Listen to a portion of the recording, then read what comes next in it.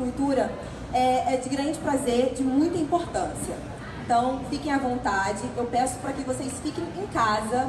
Eu quero que a gente tenha uma conversa, que a gente possa compartilhar vivências, histórias. Caso vocês se sintam desconfortáveis, podem me falar. A gente vai fazer o máximo para que vocês fiquem à vontade, tá joia? Muito obrigada pela presença de vocês.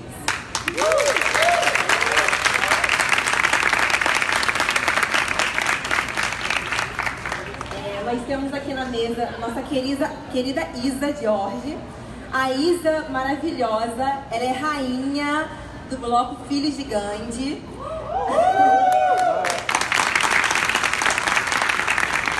A Isa também é massoterapeuta. A Isa é estudante de pedagogia, ela é mulher negra, ela é mãe.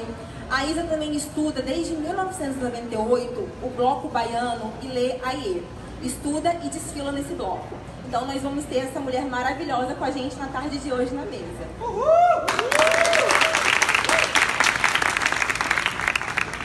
Temos também a presença da nossa cantriz, Zezé Mota. Zezé Mota, cantora e atriz, esteve atualmente na novela O Outro Lado do Paraíso, com a personagem Mãe do Quilombo. Agora no mês de abril, Zezé Mota lançou o seu 8º álbum solo, né, Zezé Mota? O Samba Mandou Me Chamar. Assim, um show imperdível, maravilhoso. Já fiquei sabendo que vai ter agora em junho, então convido vocês para estarem no Imperator, né, Zezé? 20 de junho, no Imperator. Gente, essa mulher no palco, maravilhosa, canta, dança, contagia todo mundo. Um CD maravilhoso. E a Zezé, pro currículo dela, coleciona mais de 30 telenovelas, mais de 40 filmes e um filme muito conhecido que a consagrou como atriz, Chica da Silva. Muito importante ter sua presença aqui, Zezé, uma atriz que eu admiro e que representa muitas mulheres negras brasileiras. Muito obrigada.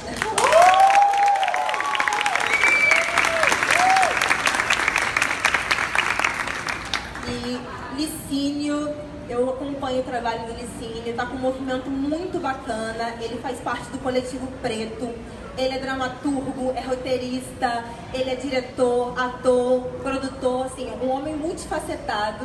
Licínio, no 19º Festival de Teatro do Rio de Janeiro, ele ganhou o prêmio de melhor ator. E o Licínio, ele faz parte de um movimento que se chama Segunda Black. Eu espero que ele possa contar depois um pouquinho desse movimento muito bacana que está acontecendo no Rio de Janeiro, no nosso cenário cultural pra gente. Então, fiquem à vontade e espero que vocês curtam a nossa tarde, nosso bate-papo hoje.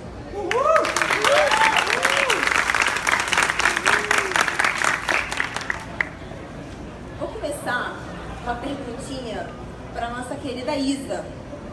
Isa, você tem acompanhado, né, todos nós temos acompanhado que o nosso cenário cultural carioca está cada dia recebendo menos investimento. O carnaval, esse ano, correndo risco de não acontecer. Então eu gostaria muito que você pudesse falar pra gente como que os blocos afros têm se sustentado no Rio de Janeiro e como que eles têm enfrentado essas barreiras com relação à intolerância religiosa, com relação ao racismo, como que a cultura carioca tem conseguido se sustentar com essa falta de recursos. Você pode falar um pouquinho pra gente?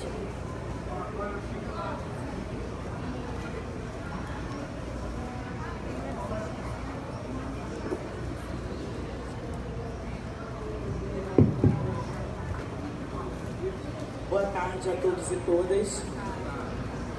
Primeiramente, uma honra, né, estar aqui nesse lugar, vendo tantos negros e negras lindos exibindo seus blacks. Isso é um orgulho sem igual para nós que estamos nessa militância, nessa luta incessante pelos nossos direitos.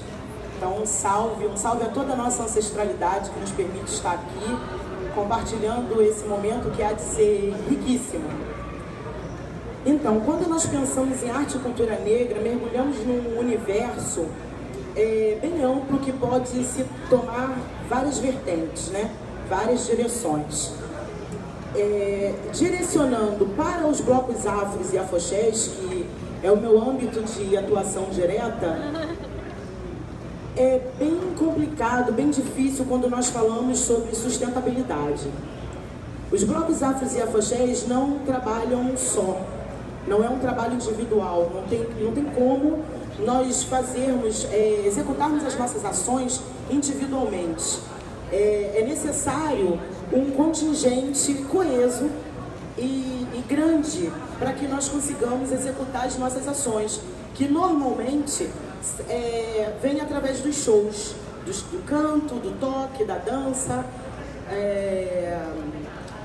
também da confecção de tambores, enfim, é uma gama de profissionais a trabalhar para que nós consigamos fazer de fato o nosso trabalho, o nosso feito, e para que o resultado final seja satisfatório. E as ações de políticas públicas não atuam firmemente de forma satisfatória para que nós consigamos ter essa sustentabilidade para trabalhar. Então, o Afoxé Filhos de Gandhi, especialmente, e acredito que outras vertentes da cultura popular de matriz africana, bem como os blocos afros, as rodas de samba, e, enfim, outros segmentos, né, trabalham com as armas que têm. Quais as armas que nós temos? Nós vendemos fantasias, próximo aos carnavais. Nós trabalhamos com palestras, oficinas de dança, canto, confecção dos instrumentos, oficinas também de toques. E isso é que vai gerando uma sustentabilidade para que nós consigamos exercer a nossa função social, que também é educacional. E reeducacional, principalmente nessa sociedade, infelizmente, ainda racista. Só que esses trabalhos, esse recurso que esses trabalhos nos trazem, são recursos a curto prazo. É muito volátil, né? Posso falar, talvez, até de um capital de giro. Não nos dá uma sustentabilidade a longo prazo, para que nós consigamos exercer, de fato, as funções nem ao longo de um ano. Então, nós criamos, nós que digo, são os grupos de blocos afros, afoxés e que trabalham com a cultura popular de matriz africana, que hoje aqui no Rio de Janeiro tem grupos de jongo, samba de roda, coco, cacuriá, tem vários grupos que trabalham com a cultura popular ritmada, dançando, cantando, levando essa parte lúdica da nossa cultura com muita seriedade. Esses grupos, nós nos unimos e fazemos uma rede essa que o lema é que uns ajudem aos outros. Então é assim que nós viemos conseguindo manter as nossas ações. Em 67 anos de existência do Afoxé Filhos de Gandhi, sempre estamos articulando estratégias para que consigamos resolver esses problemas, sendo que são, na maioria das vezes, nós conseguimos resolver imediatamente, a curto prazo. E a longo prazo fica, de fato, difícil trabalhar.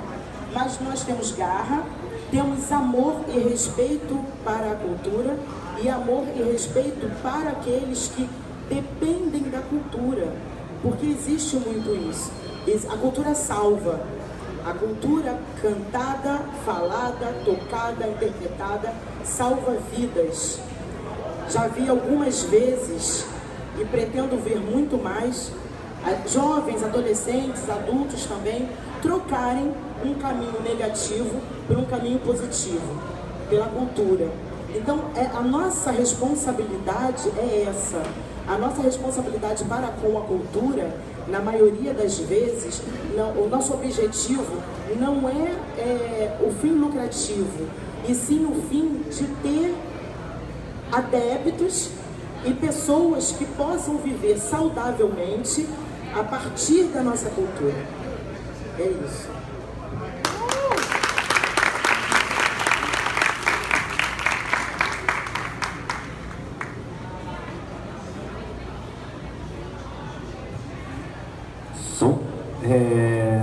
Boa tarde a todos, eu sou Licínio Januário. Eu queria completar algumas coisas só. O que eu queria dizer, a gente tem que pensar também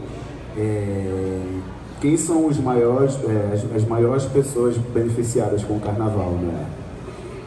Jéssica Castro, uma amiga nossa, que é o que muitos devem conhecer como Jéssica do Jongo, ela disse algo muito interessante. Eu estou ensaiando para um espetáculo que estreia em junho, que tem o samba de roda como trilha sonora, e ela disse o seguinte: o nosso povo, mesmo diante de muitas mazelas, quando toca o tambor, não tem como não sorrir, não tem como não dançar, né? Então, eu acho que esse é um dos motivos dos nossos grupos sociais, dos grupos afros se manterem, entendeu? Independente do dinheiro ou não, a gente vai fazer, porque a gente vem contando a nossa história através das manifestações culturais, entendeu? E se a gente for ver no carnaval, se a gente for falar de Sapucaí e tal, muitos dos nossos estão ali batendo no peito e amor à escola e tal, e de graça. Enquanto o branco, que proibia a gente de dançar, tá botando rios de dinheiro no bolso, né? Então, pô, eles são os que mais vão se ferrar com isso, e a gente vai continuar fazendo. A gente vai continuar fazendo. Ano passado, né, Isa, o desfile dos blocos... Quem já foi para o desfile dos blocos afros aqui? Essa é a questão. Essa é a questão.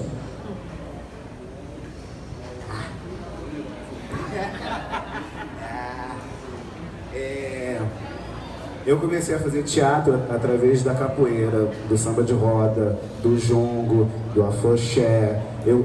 Quando eu comecei a fazer... eu posso falar que a Isa é uma das minhas inspirações para eu estar aqui hoje falando de arte, entendeu? Não só a Isa, como a Zezé, que eu de Angola cresci vendo a Zezé, as novelas e tudo. Mas é isso, eu acho que a gente se fortalece no que é nosso, e muitos de nós não conhecem o que é nosso. Eu faço parte de um grupo de cultura popular chamado Reconcavia, que a gente estuda o samba de roda do Recôncavo Baiano, que muitos de vocês aqui, irmãos, vocês não conhecem. Vocês não conhecem, é desconhecido para vocês, entendeu? O trabalho que o Afoxé da Isa faz, muitos de vocês não conhecem, e são os mais velhos que estão ali lutando para se perder. Entendeu? Eu acho que esse é o lugar que a gente deve se fortalecer, entendeu? Esse é o lugar onde a gente vai aprender a falar de Black Money, onde a gente vai aprender as nossas histórias, entendeu? É importante a gente estar apontando o dedo pro sistema assim também, mas é importante a gente voltar, saber de onde a gente veio de verdade, entendeu? É o que eu queria contribuir em relação a isso, entendeu? Vamos pesquisar a Afoxé, filho de Gandhi, Jongo da Lapa, vamos pesquisar o Quilombo São José, vamos pesquisar o grupo Reconcavio, vamos pesquisar o Samba Chula, que a gente tem que fazer. A gente tem que reclamar, mas a gente tem que fazer. Tem muita gente reclamando, essa novela Segundo Sol, vai não sei o quê, Bahia e tal. Mas, cara, se a gente não escrever, se a gente não arriscar, né, a gente vai continuar nessa, porque o sistema é branco. Quem manda lá, o cabeça-chefe é branco, não adianta. A gente tem que ver onde, nós temos que ser estratégicos, a gente tem que saber onde a gente consegue entrar. O Netflix está aqui e eles botaram muitas roteiristas pretas agora, entendeu? Tá vindo coisa pra cacete aí, nossa, entendeu? 3% que a Zezé faz, cara, essa segunda temporada é preta. Entendeu? A gente tem que reclamar, mas a gente tem que ficar atento a isso, entendeu? E não só ter essas pessoas como heróis, não, a gente tem que fazer. Todos nós aqui, a gente tem que escrever, fazer, a gente tem que fortalecer os movimentos, a gente tem que ver quem está em cartaz preto, juntar um grupo e ir até lá. Há 2 meses atrás eu assumi a gerência do Teatro Gonzaguinha, na Praça 11. Então, é um preto de 26 anos na gerência de um teatro. As pessoas, quando entram na minha sala, tanto branco quanto preto, eles entram assim, tipo, cara, é que eu vim falar com eles assim, eles ficam surpresos, entendeu? E é isso, quando eu recebi esse convite, eu pensei, caraca, eu aceito ou não? Mas eu lembrei que há 5 anos atrás eu estreiei uma peça na Pedra do Sal porque eu não tinha um teatro. Eu falei, não, eu vou aceitar porque eu quero botar as peças dos meus irmãos aqui, entendeu? E essa semana um irmão meu estreou um espetáculo na sexta-feira, aí a gente chamou uma galera pra ir de graça, a galera foi, aí no sábado e no domingo não tinha ninguém. Entendeu? É a gente arriscar mais, se doar mais. Se a gente se doar mais para os nossos movimentos, eu acho que a gente vai só assim. Desculpa.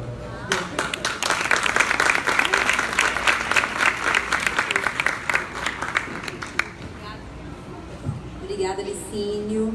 Quer fazer alguma contribuição, Zezé, sobre o assunto? Então é o seguinte, você falou, Licínio, sobre nós pretos, né, temos que produzir, fazermos, escrever, porque realmente a gente esperar que os roteiristas brancos deem espaço pra gente é um pouco complicado, então a gente tem que estar sempre produzindo. E com relação a isso, Licínio, eu tenho uma pergunta para te fazer. Quais os caminhos que a gente, enquanto artista negro, pode percorrer para fazer um teatro não colonizado? E se é possível, fazendo um teatro não colonizado, ganhar dinheiro com isso e conseguir prestígio social? Então, vamos lá.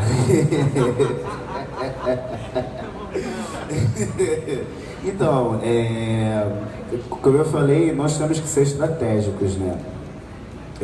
Eu e a minha namorada, que está ali, a gente faz um espetáculo chamado Lívia. A gente conta a história de um casal da adolescência e velhice. Como a gente começou a escrever isso? Eu liguei pra ela, a gente nem se conhecia, mandei uma mensagem no WhatsApp, pô, então, um amigo indicou, eu tô querendo escrever uma história sobre um casal, ponto. E por que eu pensei isso? Porque eu vinha do movimento preto, de espetáculos, falando sobre as nossas questões e tal, e eu falei, cara, a gente nunca fala da nossa família, né? A gente nunca fala das nossas lutas, a gente nunca fala positivamente do que a gente faz na vida real, né? A gente não fala de amor e todas essas coisas. E a gente juntou e nós escrevemos juntos o espetáculo. E, cara, estratégico, arriscar. Eu cheguei na Livraria Cultura e falei, então, maio agora, mês preto, e vocês vão estrear um espetáculo que conta a história de um casal com 2 atores pretos e tal, vocês com certeza vão ter uma plateia aqui. Cara, na hora eles aceitaram, entendeu? A gente saber saber trabalhar o que eles estão buscando a favor da gente, entendeu? E tomar essa iniciativa, entendeu? Eu falo, a gente tem que fazer, a gente tem que escrever, né? E é isso, arriscar, porque eu vejo... Adorei! E isso, arriscar, né? Tentar chamar aliados. E como tornar isso sustentável? A gente, durante a temporada, nós fizemos alguns bate-papos, né, sobre protagonismo negro, convidamos alguns atores e tal, e isso deu um gás no espetáculo, ajudou a mobilizar o espetáculo. Em São Paulo, a gente saiu daqui, nós fomos para São Paulo sem conhecer ninguém, 2 semanas em cartaz, a temporada tava uma merda, e a gente acionou 5 atores de lá e a nossa temporada mudou. Depois que a gente fez o bate-papo com esses atores, a nossa temporada mudou. Então os nossos estão aí prontos para nos ajudar, para fortalecer, né? É questão de arriscar, chegar e falar, Zezé, pô, eu tô querendo escrever algo, você me ajuda? E, cara, consultar os mais velhos. Pegar o exemplo dos mais velhos e trabalhar em cima disso, né? Eu sempre falo que eu pego o exemplo dos mais velhos, eu estou buscando alcançar um degrau maior. Eu estou buscando providenciar que a nova geração alcance um degrau maior do que o degrau que eu vou alcançar, entendeu? A gente se atentar a isso, entendeu? A gente fomentar essa plateia preta, entendeu? Cara, não sei, se a Mari escrever uma peça, a gente sair daqui e falar, pô, vamos todo mundo assistir. Aí leva a mãe e o pai. Já vai fomentando o Black Money. A gente tem que pensar nisso, pensar no Black Money. Em São Paulo, a galera tá muito mais avançada do que nós, a galera tá muito mais unida do que nós, a galera tá buscando muito mais do que nós, a galera, não sei porquê, entendeu? Se a gente for pensar aqui, por exemplo, nos jogadores de futebol daqui, a maioria são pretos, eles têm muito dinheiro. Se a gente conseguisse conversar com eles e falasse, cara, vocês pagam impostos, por que vocês não pegam esse dinheiro desse imposto, que com certeza não está no bolso de vocês, e investam em um espetáculo preto, em um longa-metragem preto, entendeu? A gente tem que se articular aqui, formar esse grupo para gente chegar até eles com essa proposta. Entendeu? Os cantores de pagode também, entendeu? Pegar essa galera. E sim, você estava falando da diferença Rio e São Paulo. Mas eu soube, por acaso eu não fui, não sei onde eu estava, mas eu soube que na estreia do filme Pantera Negras, aqui no Rio, eu soube que foi um acontecimento. Você acompanhou isso? Eu fiquei muito emocionada de ver a presença maciça dos negros que se organizaram para marcar presença, e isso teve muita repercussão na mídia. Então, eu fui um dos organizadores do rolezinho que a gente fez no Leblon. Fui eu e o Reinaldo Júnior. E a gente conversando, falando sobre o rolezinho que rolou em São Paulo, a repercussão toda e tal. Aí eu fui pro Shopping Leblon e não tinha o filme. Não tinha, tipo, o filme vai estrear e tal. Aí eu perguntei, e aí, o filme vai estrear aqui? A galera falou, cara, a princípio não. Entendeu? E eu fiquei assim, caraca, maior, bateu o recorde, né, de pré-estreia e tal, e por que o filme não vai estar aqui? Aí a gente começou a mobilizar isso até que eles decidiram botar o filme, né? E aí a gente estendeu isso para o nosso grupo, o Coletivo Preto, para o grupo EMU e mais alguns atores, e espalhamos a mensagem, né? Por quê? Que alguns movimentos pretos questionaram a gente, por que você não faz esse movimento na Zona Norte e tal também? E a nossa resposta foi, tipo, a gente tem que fazer isso em todos os lugares, cara. E principalmente aqui mesmo, principalmente aqui. Por quê? Porque, por exemplo, a cruzada, né, fica a 50 metros do Shopping Leblon, né? E a galera não vai pra lá. É tipo, é um lugar intocável pra eles, né? E isso é um absurdo, né? Isso é um absurdo, é um lugar de lazer deles, né? Então a gente quis invadir o Shopping Leblon, sim, e passar a mensagem para essa galera que mora nos arredores, né? Como a galera do Vidigal, da Rocinha e tal, que eles devem invadir o shopping, sim, entendeu? Que eles têm que se sentir pertencentes daquele lugar. Gente, quando a gente chegou, já veio um segurança com aquele negócio que eu não sei o nome, né? Parecia... Policinho, cuidado com a palavra invadir, a gente precisa ocupar. A gente precisa ocupar. Veio um segurança com aquele negocinho, né? Não sei qual é o nome, e ele parecia uma girafa do nosso lado. Ele parou do lado, assim. Ele não tinha o que falar, né? A gente foi pro cinema. E aí, é isso. Só que é algo surreal para eles, né? Aí é isso.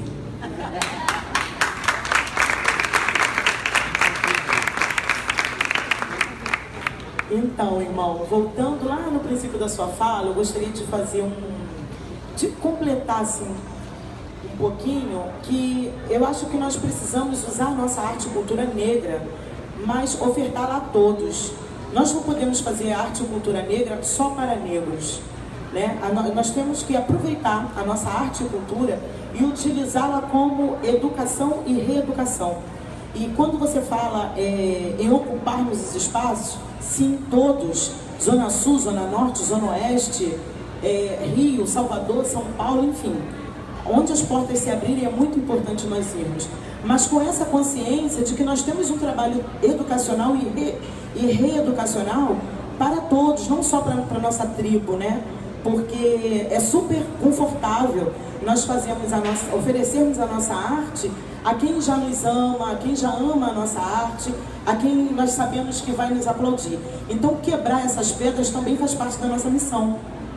Quebrar essas pedras, passar por esses incômodos aí do segurança, a gente tem que aprender a tirar isso de letra, porque infelizmente isso ainda faz parte do sistema, ainda constitui o sistema.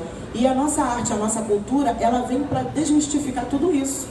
Ela vem para que nós consigamos mostrar a essa sociedade que nós podemos, sabemos e devemos construir e desconstruir aquilo que está errado, construindo o que é o correto, construindo e adquirindo, conquistando o nosso respeito, nosso espaço. E com isso nós vamos deixando um legado para as novas gerações que vão chegando, assim como com todas as dificuldades, as gerações anteriores vieram trazendo esse legado para que hoje nós possamos estar aqui. Então, isso é muito pertinente, para que a gente se coloque, sim. O segurança veio? Sim, e aí? Deixa o segurança vir, ele está fazendo o trabalho dele, inclusive, ele tem que segurar o patrimônio, né? Então ele tem que observar todos que chegam. Se ele só observa a negrada que chegou, esse problema já é dele, não é nosso. Então vamos utilizar a nossa arte para desmistificar e construir uma nova história.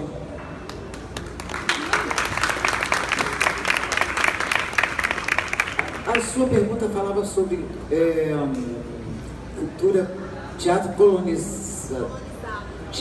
colonizado. Então eu queria também complementar dizendo assim que é muito importante que a gente realmente conte a nossa história, que a gente crie até coisas de ficção, mas que sejam escritas por nós, interpretadas por nós, dirigidas por nós, produzidas por nós. Isso é de suma importância, porque senão a nossa história é sempre contada por outras pessoas, e não por nós que vivemos o dia a dia da discriminação, do racismo, etc. Mas acho também que a gente deve ousar e montar espetáculos clássicos da literatura. Devemos pensar em cinema, em teatro, em música clássica também. Nos clássicos, no Shakespeare da vida, por que não? Né? Eu acho que já tem uma peça, Julieta, Romeu e Julieta, né? Eu acho que a gente tem que fazer isso para mostrar, olha, nós podemos tudo, né?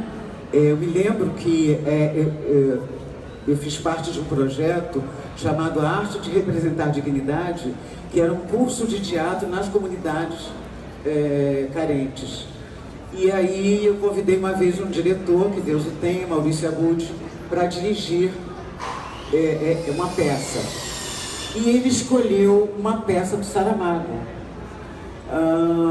A Vida de Jesus Cristo segundo Saramago, alguma coisa parecida com isso. Eu falei, gente, vai ser muito difícil, esses meninos estão começando a fazer teatro agora, vão representar Saramago. E ele insistiu, e a peça ficou maravilhosa, e acontecia o curso na UERJ, e a gente ia fazendo teatro pequeno ou ao ar livre. E a direção da UERJ acompanhou os ensaios, foi assistir o ensaio geral e falou, não, vamos fazer no teatrão da UERJ, porque é um espetáculo digno. Como é que é o nome da peça? Jesus Cristo segundo Saramago, alguma coisa assim. O Evangelho segundo Saramago, né? E foi um acontecimento. E aí a gente que estava trabalhando ao ar livre ou no Teatro Noel Rosa, que tem na UERJ, fomos convidados a estrear a peça no teatrão. E foi realmente um acontecimento de sucesso. eu chorava de emoção. E logo depois, o Maurício Gonçalves, o filho do Maurício, do Milton Gonçalves, montou também o Romeu e Julieta no ano seguinte com os alunos. Foi outro sucesso. Eu acho que a gente tem que fazer, como disse a Isa, ocupar todos os espaços e se apropriar de todos os segmentos. É o que eu penso sobre isso.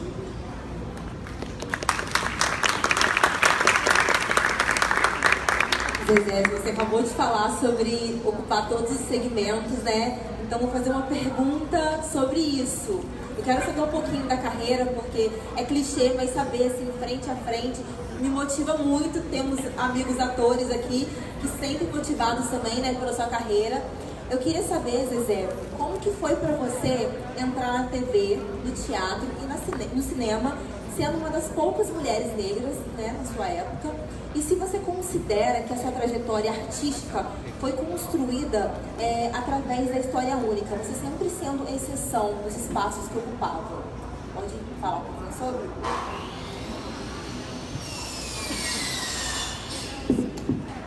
Se eu sempre fui exceção, eu fui exceção no curso de inglês. Fui exceção quando eu fiz. Não domino, não. Meu inglês é bem limitado. Mas eu fui exceção no curso mais importante de inglês da época. Ai, gente, tô ficando velha. Hã? Bom, daqui a pouco eu me lembro. Eu fui exceção no tablado. Eu era a única negra e, assim, que era reconhecida como negra, né? Claro que deviam ter outros. Por exemplo, o Zé Rodrigues era o único, eu e ele éramos os únicos negros da minha turma de teatro. Depois o Zé descambou para música, mas confesso que eu também, eu só fiz o tablado porque eu ganhei uma bolsa. Eu sou de origem humilde, não tinha a menor condição de pagar um curso de teatro. Quando eu me descobri assim, atriz, enfim, com esse dom, com vontade de fazer teatro, que eu cheguei em casa e falei para minha mãe torcia para que eu seguisse a carreira dela. Mamãe, graças a Deus ainda é viva, tem 93 anos, ela teve um ateliê, hoje está aposentada, mas era modista, é modista, né? Que hoje chamam de estilista.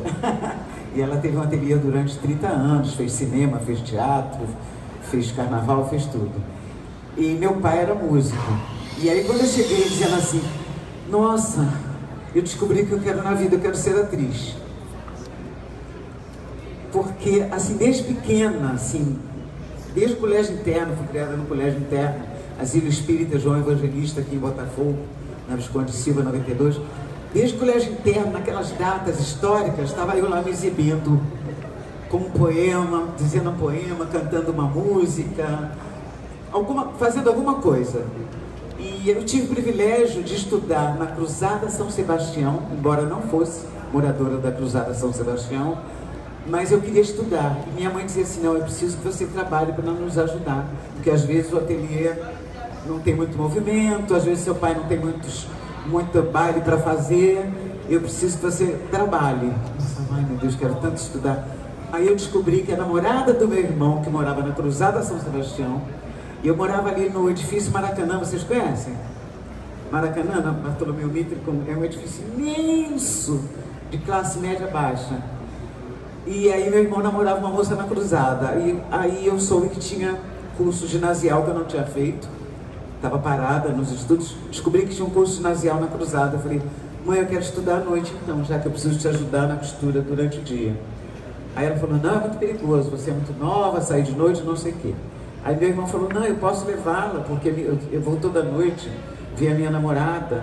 Aí, ótimo. Aí conheci a namorada do meu irmão, a Vera. Aí a Vera falou, você não pode, porque você não mora na Cruzada. Aí a gente deu aquele jeitinho brasileiro, né? Eu me inscrevi no curso e dei o endereço da Vera. Passei lá na entrevista 15 dias depois, todo mundo já sabia que eu não morava na Cruzada São Sebastião, mas eu já tinha conquistado a galera. E fiz o curso na Cruzada São Sebastião, o ginásio. E por conta da minha dedicação, eu tive a sorte que lá nesse curso tinha um grande incentivo à cultura. Eles nos levavam, Lisa, a museus. Eles conseguiam ingresso para a gente ir a teatro,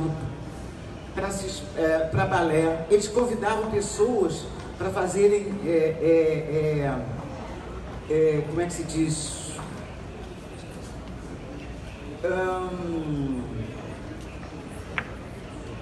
Não é entrevista, gente, enfim, oficinas e depoimentos e discursos. Convidavam Zósimo Bubu, Cacá Diegues, um monte de gente, sabe, do meio artístico, para conversar conosco. Então, eu acabei ganhando essa bolsa, porque não era obrigatório. Não era obrigatório você assistir essas palestras. Convidavam pessoas do meio artístico, cineastas, gente de teatro, para fazer palestra. Não era obrigatório assistir, não era obrigatório ir a museu, não era obrigatório. Até ópera. Eu me lembro que eu assisti o Le Coq d'Or, né? O Galo de Ouro. Até ópera chamava, eu estava lá. Por conta da minha presença constante em todas essas chamadas, e também eu passava meus finais de semana ensaiando peças de teatro, enfim, participando de alguma maneira, principalmente depois que eu arranjei um namorado na Cruzada, o Francisco. E aí eu ganhei uma bolsa para estudar no tablado. Então eu posso dizer que entrei com o pé direito, porque eu ganhei essa bolsa numa época em que Maria Clara Machado ainda dava aula. Então eu estudei com Maria Clara Machado, direto. Com outras pessoas também, com outros professores da época, mas foi um privilégio para mim. E, bom, mas quando eu falei assim, é isso que eu quero da vida, meus pais falaram, você está com febre, menina, ficou louca? Sem condição. Mas aí eu tive a sorte de ganhar essa bolsa, fiz o curso do tablado, tive a sorte de, no dia da minha formatura, que sempre na formatura de teatro a gente monta uma peça, né? No dia da minha formatura eu fiz um musical. Então eu tive a oportunidade de cantar, dançar e representar no dia da minha formatura. Aí um colega falou, você pretende fazer disso sua profissão? Eu falei, é um sonho, não sei, mas para mim era um sonho impossível, inatingível. Por quê? O saudoso Flávio Santiago, que eu chamava de meu padrinho, ele falava, não, porque vou montar uma peça, Chico Buarque de Holanda, e vai ter teste semana que vem. Eu falei, tô dentro. Fui fazer o teste, passei, Roda Viva. Que tem uma boa notícia. Roda Viva, de suma importância para o país, montada em final de 1967, por José Celso Martinez Corrêa, de autoria de Chico Buarque de Holanda, vai ser remontado, galera! Depois do sucesso do Rei da Vela, estão bem animados com isso e vai ser muito importante, porque foi uma peça que aconteceu na época da ditadura, então é muito importante para vocês mais jovens cada vez mais saber como funciona uma ditadura, e era sobre isso a peça. É sobre isso a peça, que foi proibida até antes de ontem, agora vai ser remontada. Você me perguntou se eu me considero uma exceção? Não. Talvez da minha geração. Mas antes de mim, teve o Teatro Experimental do Negro, né? Com Abdias do Nascimento. Ruth de Souza foi a primeira atriz negra a ter destaque na televisão. Antes de mim teve a Chica Xavier, teve o Milton Gonçalves, o Zósimo Bubu. Agora, eu tenho muito orgulho de me espelhando nessas pessoas. Quando eu entrei para a classe artística, de ter feito muito barulho, ter dado muita cotovelada, denunciado muito essa falta de espaço para o artista negro nos meios de comunicação e na mídia. E tenho muito orgulho disso, mas a luta continua, né? Né, Missinho? porque as pessoas me perguntam, são 50 anos de carreira e 40 anos de militância no movimento negro. As pessoas me perguntam, as coisas mudaram para melhor ou continuam na mesma? Não dá para dizer que continuam na mesma. Teve aí uma mudança muito sutil, não sei qual é a palavra que eu poderia usar, mas ainda temos muita luta pela frente. O que mudou? O que mudou na minha época é que realmente negro só fazia o serviçal. E fazia o serviçal, nada contra o personagem da empregada doméstica, senão você vai estar discriminando uma classe, seja ela qual for. Seja ela qual for. Mas a empregada doméstica, o motorista, a enfermeira lá da Sinhazinha, não sei o quê, eles não tinham pai, não tinham mãe, não tinham filho, não tinham família, não tinham uma história. Os personagens viviam a reboque dos personagens, dos protagonistas que eram brancos. Faço questão de citar aqui, antes que eu me esqueça, que eu fico muito emocionada quando eu vejo a presença de pessoas brancas também na plateia, apesar de que é raro ter brancos no Brasil, porque realmente é uma coisa que eu nunca me esqueci, que o Cândido Mendes, que sempre deu espaço para o movimento negro, na abertura de um festival de cultura negra na faculdade de Cândido Mendes, ele falou: a questão racial no Brasil tem que ser de interesse geral e não só do negro, tem que ser de interesse de todos os brasileiros.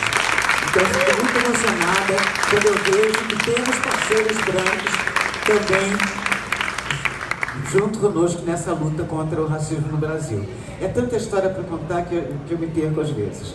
Mas enfim, eu não me sinto uma exceção.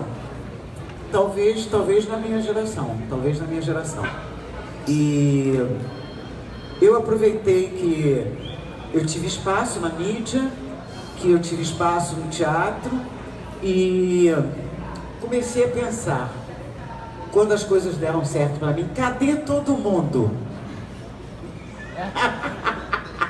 Quando aconteceu aquele sucesso estrondoso com Chica da Silva, né? Eu viajei por 16 países divulgando filme, e eles descobriam que a Chica cantava, aí alguns lugares me chamavam para cantar, aí botavam assim, show com Zezé Mota, atriz do filme Chica da Silva e Quilombo, e lá ia eu.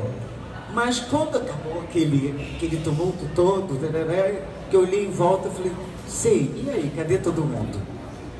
E aí comecei realmente a me preocupar com isso, descobri que eu tinha que fazer alguma coisa, que isso era uma coisa desconfortável, sermos apenas meia dúzia. Quando eu estava em cena, a Neuza Borges não podia estar porque somos contemporâneos. A Ruth de Souza não podia estar porque são contemporâneos. E por aí caminhava a humanidade. Quando os Osmo estava, o Pitanga não podia estar. Porque éramos 1 ou 2 atores negros em cada produção e com as histórias que vocês já conhecem. Então isso me preocupava muito. Então nos reuníamos e dentro do movimento negro decidimos criar o CIDAM, Centro de Informação e Documentação do Artista Negro, com o propósito de, dando cotovelada, abrir mais espaço para o artista negro na mídia. Infelizmente, a gente conseguiu muita coisa, porque durante muitos anos não se fazia nada envolvendo ator negro sem que o CIDAM fosse consultado. Todo mundo ligava, e o CIDAM não tinha uma sede, a sede era na minha casa. Ligávamos lá para casa para saber o telefone de todo mundo. Eu me lembro que para achar o Lázaro Ramos para fazer o papel daquele filme de Madame Satã, o diretor tinha visto o Lázaro em Salvador fazendo ó pai ó, e falou, cara, esse cara é demais, eu tenho que trabalhar com ele um dia. Aí, quando ele quis ele para fazer o Madame Satã, falou, e agora, como é que eu vou achar esse ator? Eu vi ele num teatro na Bahia, né? Aí alguém falou, liga para o CIDAM. Aí ele ligou e nós tínhamos lá um catálogo de todos os atores. A gente pedia aos atores para sempre renovarem seus endereços.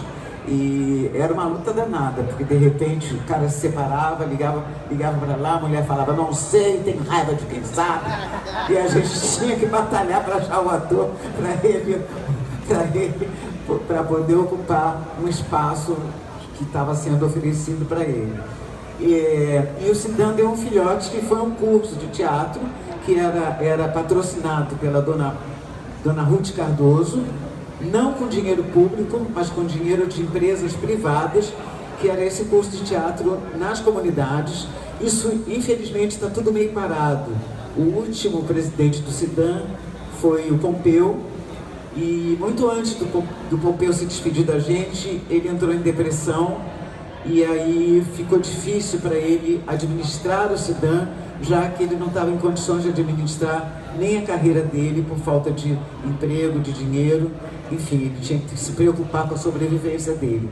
Mas Deus é Pai, e os orixás estão aí para nos ajudar. A gente vai botar o Sidan de novo para botar fogo para acontecer.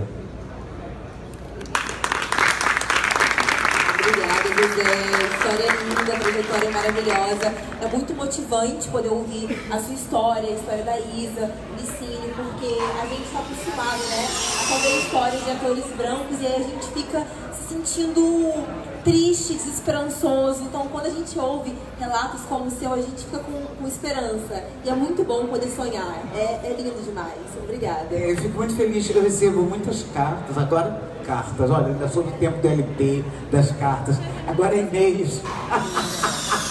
E-mails e zaps, assim, de pessoas que não necessariamente querem ser atores, mas de negros que querem, que têm um sonho e que estão na dúvida.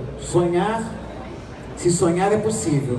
E eu fico muito emocionada, muito feliz de receber, assim, recados. Olha, você me convenceu de que era possível realizar meu sonho. E hoje eu sou médica, hoje eu sou engenheira, hoje eu sou arquiteta, hoje eu sou atriz. É uma coisa que não tem palavras para dizer o que eu sinto quando eu recebo esses recados.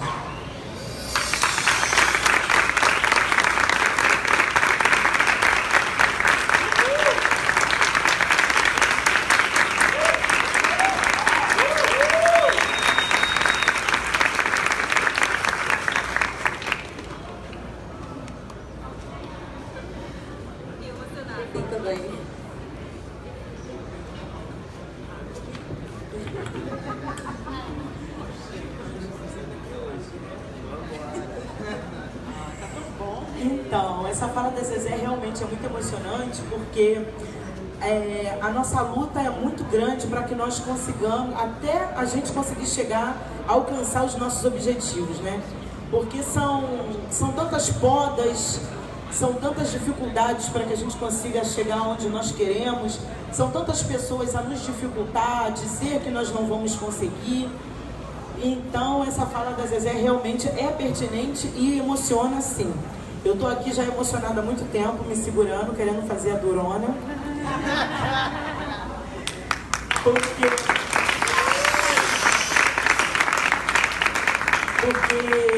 eu ouso dizer que a minha militância começou dentro de casa.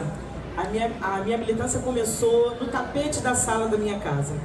Porque quando eu escolhi a arte e a cultura negra como ofício, isso me foi negado pelo meu pai. Agora é a minha vez de chorar. Isso me foi negado pelo meu pai, que há 6 anos atrás fez sua caminhada para o Orum, não está mais aqui. Mas antes dele fazer essa caminhada para o Orum, eu consegui conscientizá-lo de que a ideia que ele tinha quanto à arte e à cultura negra era errada.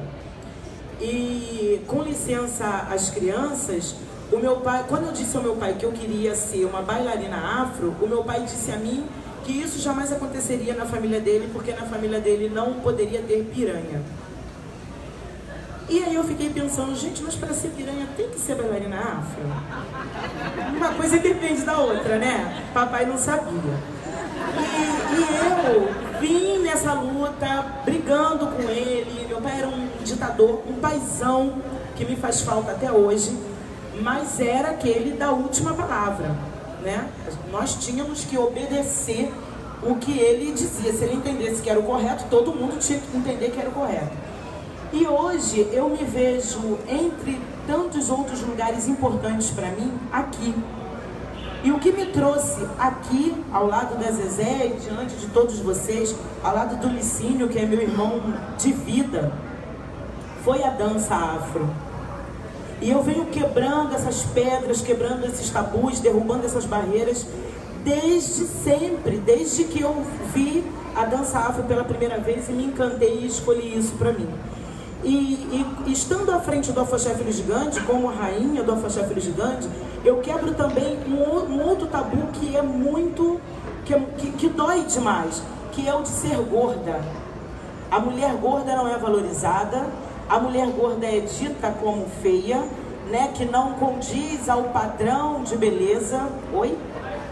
O que é padrão de beleza para nós, que temos o nosso cabelo black, que somos ousados mesmo? Por que não aquele que pinta o seu cabelo de azul, que tá uma moda, né? Pinta o seu cabelo de azul, de roxo, de rosa. Por que ele é feio? Nós temos que aprender a respeitar o espaço e a escolha do outro. Enquanto nós não nos entendermos como um coletivo amplo, de fato, as adversidades virão. Nós temos que aprender a respeitar as diversidades. E como o Zezé não se sentia uma... como é que você falou? Que você não era uma exceção. Nós também não devemos nos sentir exceção. Eu sou gorda, lindíssima, maravilhosa, belíssima.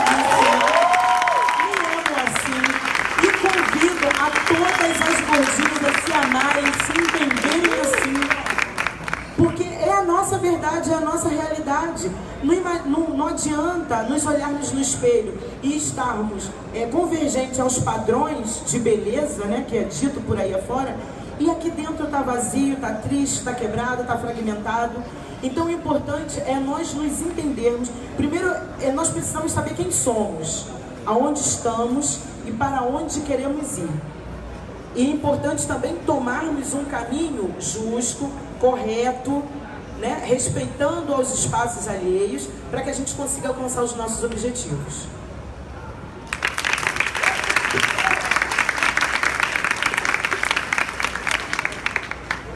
Quer comentar alguma coisa, Licínio?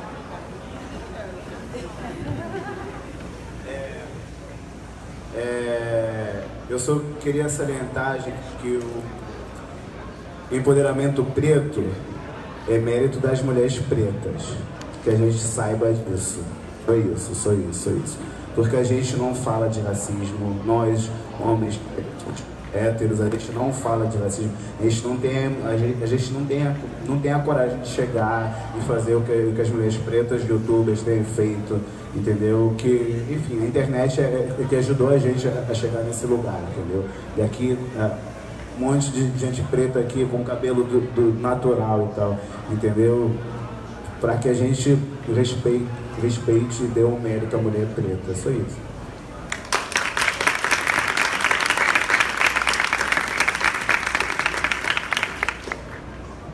Bom, gente, eu acredito que vocês estejam um pouco curiosos, né, para perguntas, e a gente quer que esse papo seja bem democrático, que vocês possam realmente compartilhar, fazer perguntas para Isa, para o Licínio, para Zezé.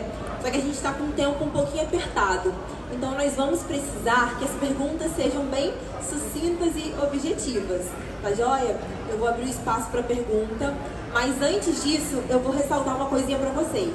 Aqui a gente tem o nosso jornal do Nuvem Negra e a gente está para lançar a 4ª edição do nosso jornal. Mas só que para que isso aconteça, a gente precisa da ajuda de vocês. A gente está agariando fundos para a nossa próxima edição, que vai falar sobre ancestralidade, nós vamos homenagear a Mãe Beata de Iemanjá. E o nosso jornal é um dos únicos jornais da imprensa negra brasileira. Então é muito importante que vocês ajudem para que a gente possa continuar divulgando o debate das questões raciais, falar da cultura negra a partir da nossa perspectiva. Então quem quiser colaborar com o jornal do Nuvem Negra da próxima edição, o Cauê vai estar passando com uma caixinha, quem quiser ajudar, colaborar, ou se precisar da conta bancária, a gente passa para vocês, vocês fazem um depósito depois. Vamos distribuir os jornais também da nossa última edição, tá joia? Leiam à vontade.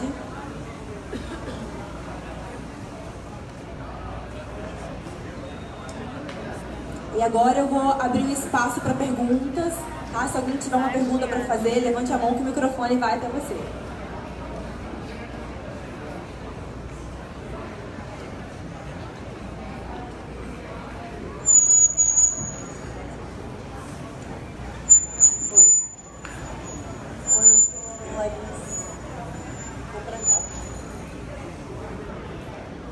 Eu sou Laís Moura, eu sou de São Paulo. Tá baixo? Estão ouvindo? Eu sou de São Paulo, trabalho como roteirista, direção também. Faço parte da APAM, que é a Associação dos Profissionais do Audiovisual Negro. Esse movimento se criou lá, em São Paulo. E eu vim aqui para o Rio porque eu estou montando uma série. E está com dificuldade de encontrar atores negros, mas em São Paulo, disponíveis, na verdade, atores negros disponíveis, porque em São Paulo os atores negros estão sem agenda, então eu vim aqui para o Rio para conversar com atores negros, que a gente vai lançar uma série agora. Eu sou roteirista dessa série, mas eu quero conhecer. Bom, enfim, eu tenho algumas coisas para falar. Eu sou um pouco tímida, tá? Para falar com minha voz, então eu misturo um pouco as coisas. Um dos motivos para eu vir aqui para esse evento também é para me apresentar para Zezé. Eu escrevi um espetáculo musical, Xícaras e Suas Culturas. Sou eu que te manda várias mensagens por WhatsApp. Vocês falaram da contribuição das pessoas negras na produção dos trabalhos de vocês. Eu queria saber como vocês contribuem para ter cada vez mais profissionais negros na área de vocês. Bom, enfim, dos temas que eu trabalho, a gente está tentando respirar. Dos temas que eu trabalho, eu sempre tento trazer do ponto de vista negro mesmo, porque a gente precisa desmistificar todas as questões preconceituosas mesmo. Eu estou trabalhando na série, essa que eu vou chamar Atores Negros daqui do Rio, sobre Zumbi dos Palmares, e falar da família dele, porque ninguém conhece a família de Zumbi dos Palmares, Então, bom, é isso. A pergunta é como é que vocês colaboram para trazer profissionais negros para o trabalho de vocês?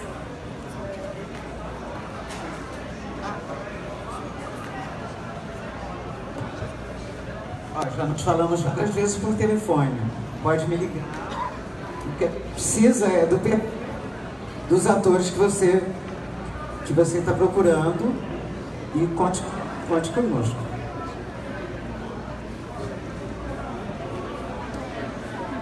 Olha, como é o seu nome? Desculpa. Laís. Ah, que bonito. Então, Laís, eu não sou atriz, eu sou bailarina negra, mas você pode me convidar que eu sei ser dirigida, tá?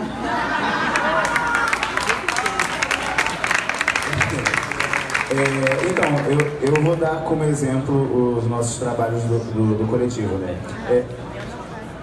Tá.